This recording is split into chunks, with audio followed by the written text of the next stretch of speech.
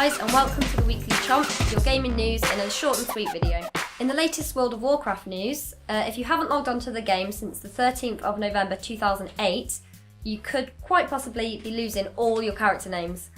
If you want to prevent this from happening, you need to log onto the game with the characters' names that you want to keep, so whichever character, or all of them if you want to keep all your character names, before the next patch goes live. You need to get on that really if you do want to keep your character names. From what I've seen of the TGS trailers that have been shown this week, the main ones that stand out for me are Silent Hills one and also the Final Fantasy XV trailer. I've got a few gripes with the Silent Hills trailer. I mean, it looks fantastic. It looks really scary and everything.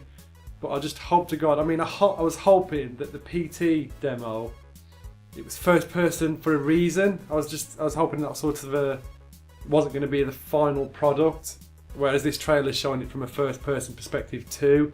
So I hope they don't go down that route. I mean, for me, I know they did it in the room, Silent Hill 4 the room, for the apartment view and whatnot, and that's kind of cool, but at least you went to third person afterwards when you were out and about in Silent Hill itself. So I hope there are some third person aspects to this new one, but other than that, it does look amazing. It looks terrifying, to be honest. It looks really good. Final Fantasy XV is looking kind of weird, to be honest. The whole card journey through different scenes on the map.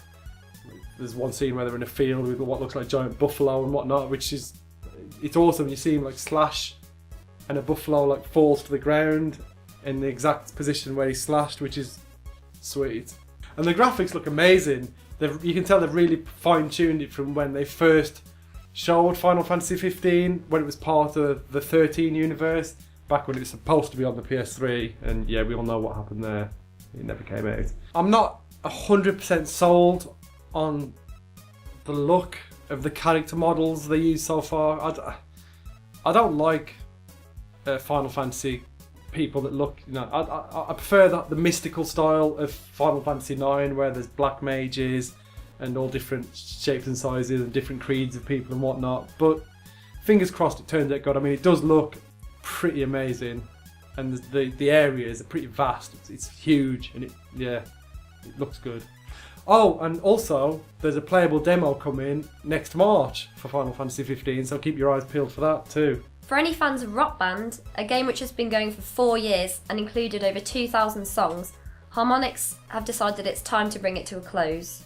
They claim that they could not do it any more justice. They've been having constant technical errors, some of which they just couldn't get sorted out, and they said it's not fair for the fans. They're closing it, and they're going to look more into the new games they're bringing out. These new games they're bringing out, which are in development, will be called Fantasia Music Evolved and New Amplitude. I have to say, it's a shame to see this game go. I've had lots of, fun memories on this game. I used to play it when I was in university. I had great fun on it, but, nothing lasts forever. So, maybe these new games they're bringing out are worth waiting for. We'll have to wait and see with that one. So following on from Minecraft that we were speaking about last week, it's confirmed Microsoft have bought Mojang and in turn Minecraft for $2.5 billion. In turn, Notch has decided to step down from Mojang, preferring to keep his sanity, is basically what he said. He was saying it's not about the money at all, it's about his sanity. So once the sale goes through, Notch has decided to step down from Mojang. He says that he's not the sort of person to be in that sort of position. He says thank you for turning Minecraft into what it's become. And he basically says it's not his project anymore, it's everyone that's been involved since its creation. Other Mojang titles at the moment still sort of left in the lurch, like Scrolls, for example.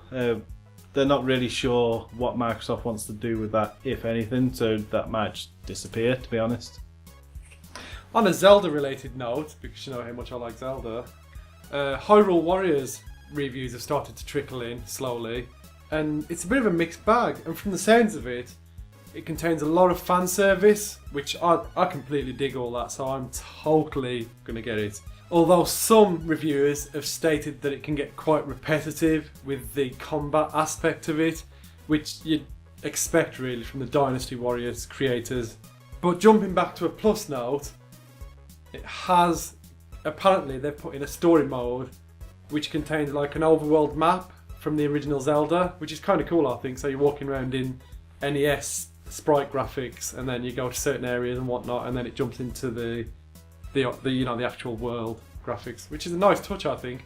They've tried to, make it more of an adventure game, so it appeals to the fans, and it's just slathered with fan service. So I'll be checking it out. I know it looks pretty good. The reviews are mixed. Some people giving it 8 out of 10, some 6, but I mean, it's worth a look, I reckon. And finally, a quick rundown of the rest of the news, just in case you're interested.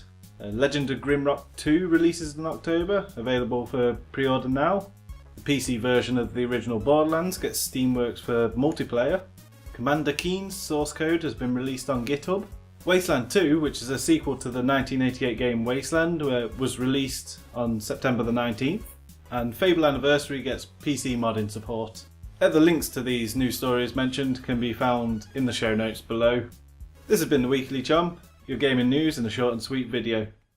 Thanks for joining us, and we'll see you next week.